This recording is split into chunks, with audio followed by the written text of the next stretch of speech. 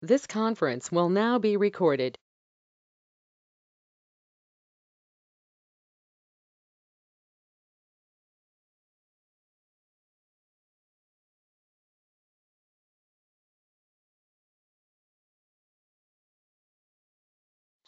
Good afternoon, everyone. We'll go ahead and get started. Welcome to the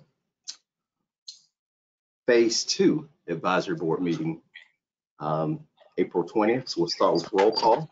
Stephen?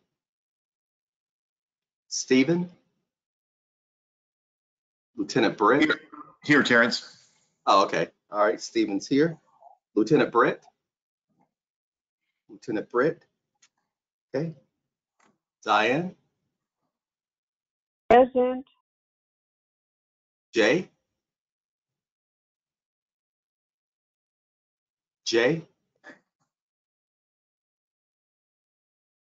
Steve? Here.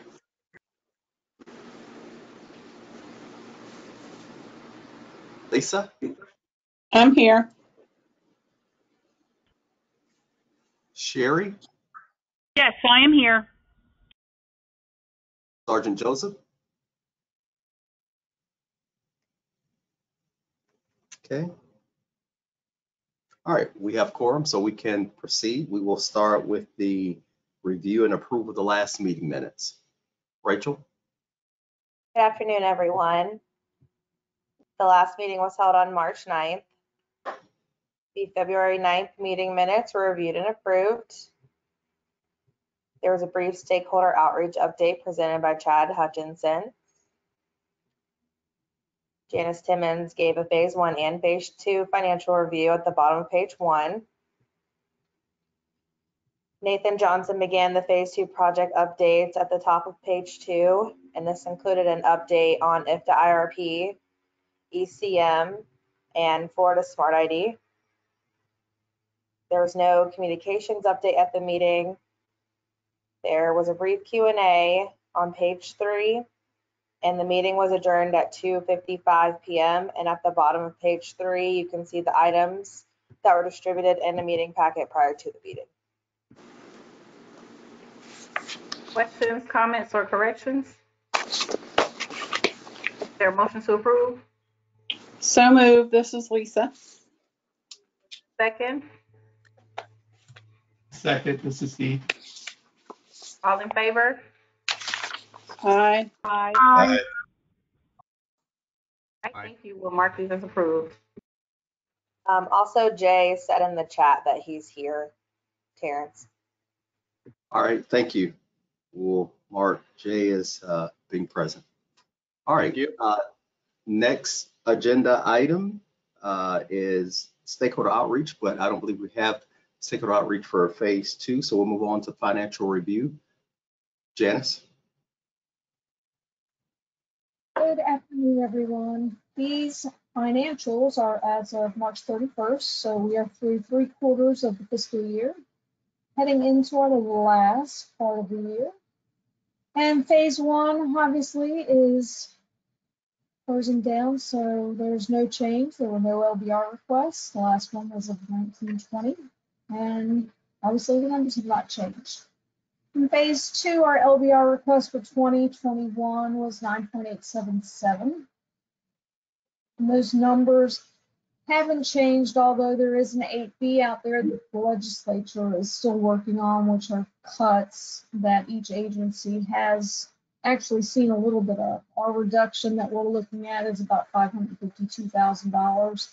So as we work into this 4th quarter, you might see those numbers drop a little bit.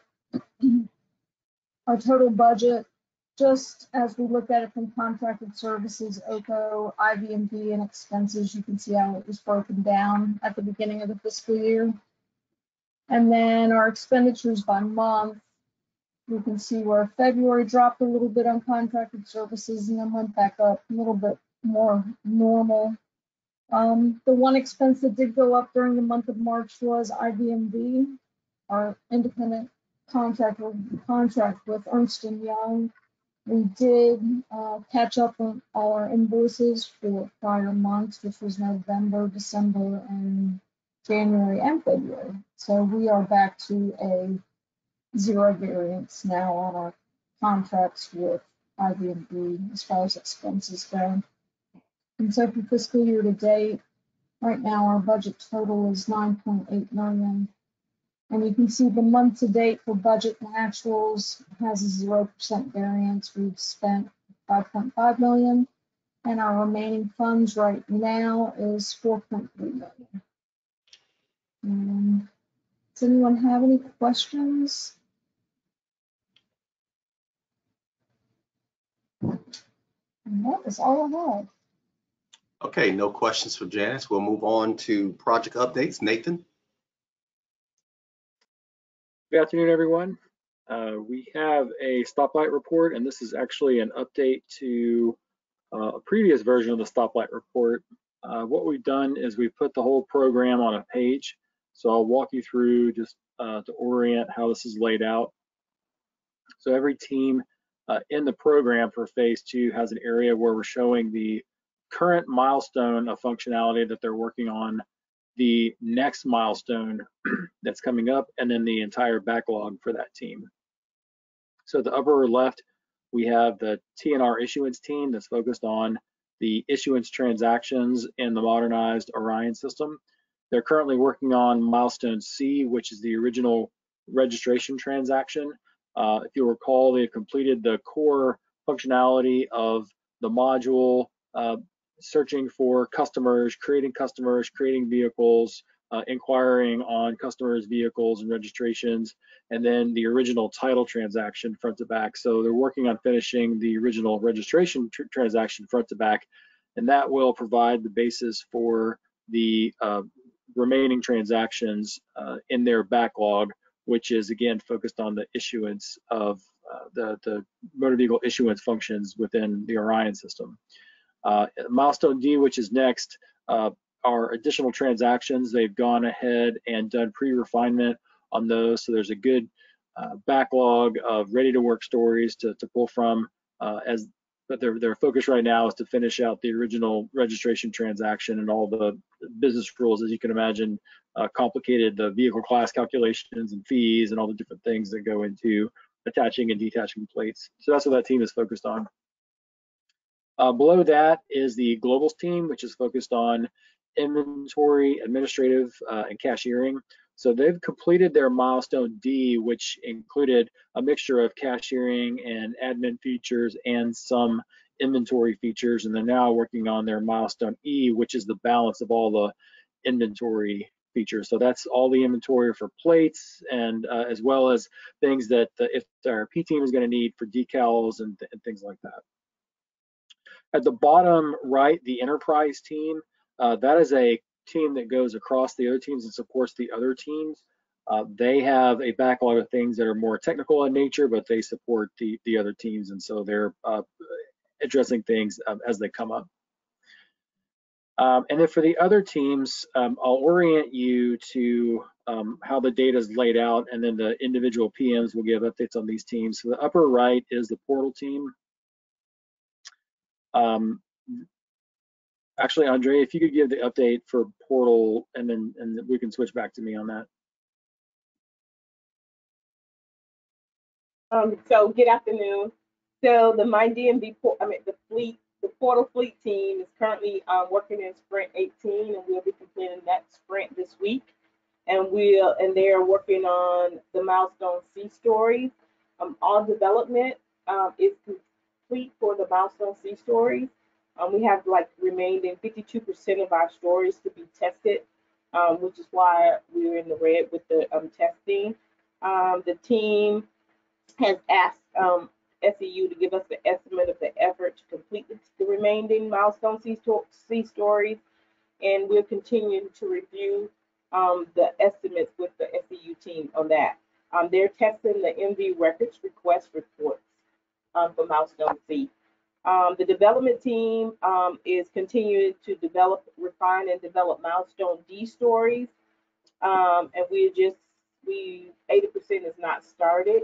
The team is in the red for development and testing with the milestone D stories, and we're working on the bulk and downloads for milestone D. The team has also logged the risk due to the unplanned departure of the SEU manager for Portal. But SEU's mitigation is to fill that position, as well as for all the other SEU managers to assist the team as they are available. Any questions for Portal Fleet? Thanks. Okay, so the other two areas on this stoplight report are for the IFTA IRP team and the Florida Smart ID team. For IFTA IRP, the way that those, there are two milestones reflected. They are completely finished with milestone A and are currently working on milestone B.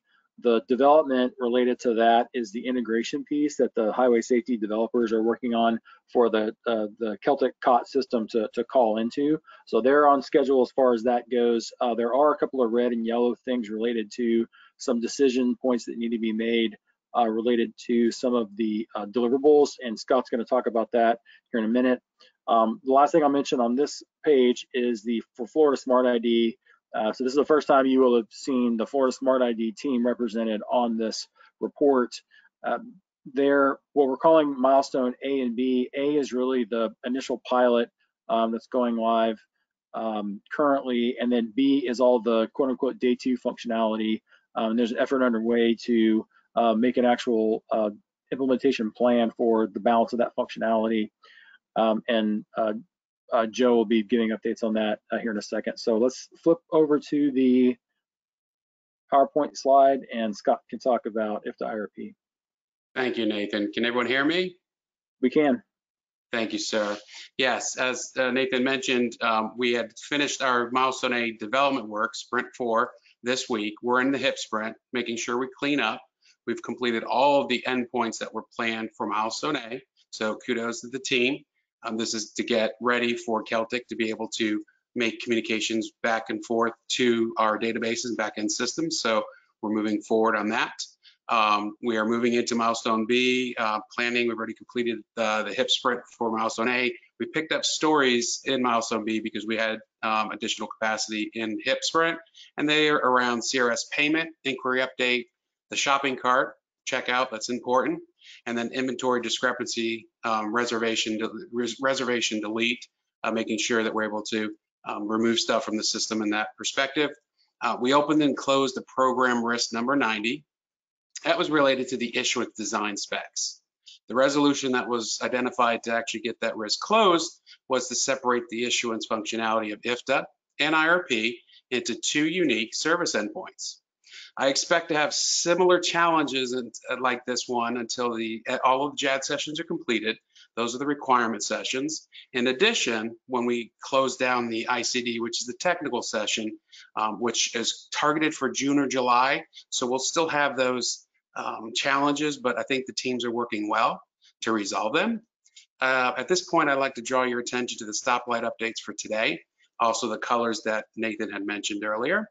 The business action is documented as red, not because of the fault of the business. We have multiple deliverables that are overdue and coming due by the end of the month. So we had a lot of stuff from a contract perspective, all due in this time. Our business SMEs and product owners are currently challenged with operation support. The JAD session commitments, they're in the one right now, almost all afternoon, Tuesdays and Thursdays. In addition to reviewing the deliverables that we've got to get responses back and provided back to the vendor. We are late on deliverable 13, as you see over there in the deliverable section. Data migration and data conversion plan is being routed for review as we speak right now. And also the deliverable 11, IRP PVD. This is the business document stating what IRP would look like. It is currently being reviewed, cycle 1 with the business, and we should be returning the responses back to the vendor by the end of this week. And then of course, we're trending late on deliverable 9. I know the numbers are out of sequence, bear with me. The enterprise PVD is basically the overarching component of the vendor solution. And this will probably be running late as we finish IRP PVD along with some of the Orion integration ICDs because they're dependent on those documents to be completed and approved. Orion integration is shown in yellow as we plan to provide Celtic with the IFTA issuance prototype this week. However, with the separation of the IFTA and IRP issuance functionality discussed earlier, we needed to make sure we did not break the IFTA features that already were coded. So we're running behind on that one. We were targeting for the middle of this month. And then the data conversion is reflecting yellow because the sign off of the deliverable 13. We've got a contract responsibility, we got a technical responsibility. However, the technical teams from both camps continue to meet every Wednesday, forge ahead from a technical perspective. Nothing's been raised from an issue perspective from the vendor that we're not meeting our goals to identify that data aspect of the system. With that said, are there any questions or comments for IFTA IRP? If not, back to you, Nathan. Thanks, Scott. Next up, Florida Smart ID, Joe. Hi, good afternoon. So I'll give an update on Florida Smart ID and where we're at. First, from a deliverable perspective, the production readiness demonstration, Thales was able to complete that on the 9th of April. So what they did was they went through and did an actual demonstration of the Android device and provided a video of the iOS devices, both validating the Florida Smart ID app itself, as well as the law enforcement application verifier and the proof of age verifier. From there, we moved into actual getting ready for the pilots. We had an internal pilot kickoff on the 5th of April, and then the actual internal pilot on the 13th of April. For the internal pilot, that was an event that was coordinated by the communications team, and it involved doing simulated law enforcement stops out in the parking lot of the Kirkman building, as well as simulated age checks inside the Kirkman building. From a deliverable perspective, from other activities that are going on, we did complete UAT on the 9th of April, and that was with reservations. So there's still some outstanding bugs that Thales is working on. In fact, they're getting us another push this week to try to get some of those closed out. From a loaded performance test, both sides have completed their loaded performance test. We are just waiting on Thales to provide us the report. They've provided overall statistics, but not an updated report for that. They're also late on doing the disaster recovery testing, and we have a meeting with them this week to talk through the strategy for that. They're in the process of getting ready to switch the AWS environment or the location for that, so we're talking through whether it makes sense to postpone that.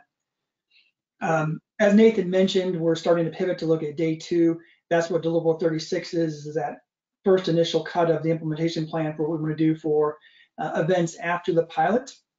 We are continuing to work with different vendors, stakeholders on external pilot events, and I'm sure that Carol will speak more to that from a communication perspective in a minute. From a risk and issue perspective, we have Risk 83 open. This is related to support, and we're actually meeting with Thales this week to talk through that. And specifically what Thales will provide is that support for the mobile app itself. And so we'll talk through what that looks like and how they intend to do that, and hopefully get that closed out this week. We did have Risk 85 related to the Google app approval that was done before the pilot, so that's closed out. We had issue 26 related to some communication concerns. Those are then closed out as well, since we're now to the point where we're moving into those external pilot events. Issue 29 is related to data issues that we've seen in stage. That will continue to stay open until we're through with testing these last bugs that we're waiting for Thales to get to us. And then issue 34 was Risk 79 being realized. That's UAT late. As you can see, we were over a month late with what the date was for planning for that. So that will stay open until we're able to close out those remaining bugs. And that's why you're seeing the scope and schedule is red, as well as configuration is red, because we were late on those things. In the next report, that should be back on track once we have the phase 2 plan in place. Any questions for Florida Smart ID? All right, back to you, Nathan. Thank you.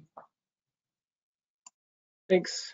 Next, we have an update for enterprise content management. Ian? Yes, good afternoon. Hello, everyone. So our enterprise content management project, currently we are tracking late for UAT, and we are working with the testing folks to really scope out the length of the testing, and then we'll be able to get that back on track. And we're currently, of course, we're actually in that testing and evaluation period. And we're still, right now, we're still tracking towards our original go live date. And other than that, we are just continuing to work with our developers and with testing and continuing to iron out the bugs and continue the conversion testing. So are there any questions? All right, Nathan, back to you. Nathan, this is Lisa. I have a question about the Florida Smart ID project. You talked about the pilot, Joe did. How long will that pilot go on? Yeah, Lisa, right now the pilot is planned to continue through the end of June, beginning of July, and it's really dependent on the legislation. So there was a group of things that were introduced as a legislative request this year, specifically to make the Florida Smart ID more acceptable. Some of those include the ability to include identification card, not just a driver's license, that you don't need, that you can just use your Florida Smart ID and don't need your hard card for some of those things that you're doing. So once that's all approved, then we will move beyond the pilot. Okay. I do have another question. With the Florida Smart ID, I know on the driver's license, we show some additional things like veteran, hunting and fishing licenses. Are those things going to be on the Smart ID? Yeah, so there's a section for designations, which you're talking about. That is also included in the Florida Smart ID, and it depends on the use case of what's actually presented. So the idea with the Florida Smart ID is only to provide that information that's necessary for that transaction. So an example, proof of age, there's no reason to show designations like a veteran, et cetera. We're just showing. Right. But on those other type of transactions, you have the ability to show those designations. I know that, like, for example, Lowe's will give the veteran a discount with the veteran designation on the driver's license. Yes, so we are. Yeah, there will be. We're actually working with Thales, the proof of age verifier. We're working with them as part of that day 2 for the user to be able to select what actual attributes they want to share. So it'll be in the user's hand then to say, hey, I want to share these particular attributes with this vendor. Okay, so the legislation, and I know which bill we're talking about, that's going to have an effect on this part of the project going forward when that's passed, or should it get passed? Yes. Okay. Thank you. Thank you. Any other questions? Okay. I have another one. When we say conversion and integration processing, are we talking about Informatica again? Conversion is content, or is that for IFT IRP or anything? How is Informatica affecting all 3 of these projects? I can actually take that one. So we're consciously trying to limit the amount of dependence that we have on Informatica for phase 2. There's actually some key design decisions that were made early on in the requirement gathering for phase 2.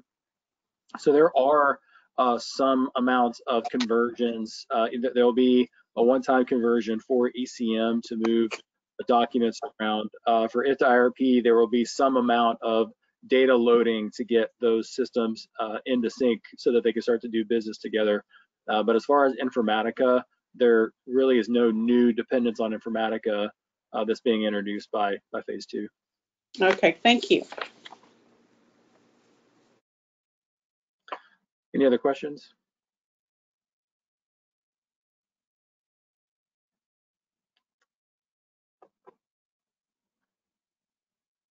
Okay, Terrence?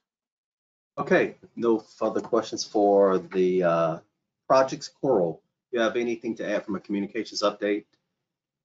As Joe mentioned, we did host a successful internal pilot last Tuesday with around 35 members throughout the Neil Kirkman building. We are moving forward with external pilot testing as well. We'll start in Tallahassee with a few local shops here in town with some retailers, and then move down to Tampa and Fort Lauderdale with some retailers down there, including Racetrack. We've been in conversation with them a lot this week, trying to finalize the process for that.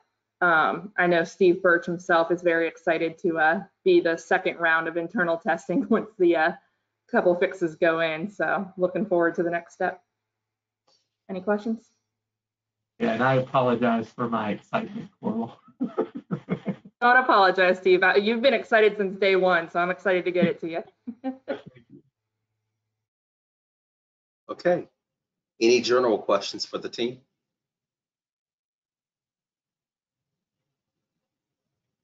All right. If not, thank you all. Meeting adjourned. Thank you all for your participation. Have a good afternoon. Bye-bye. Thank you. Thank you.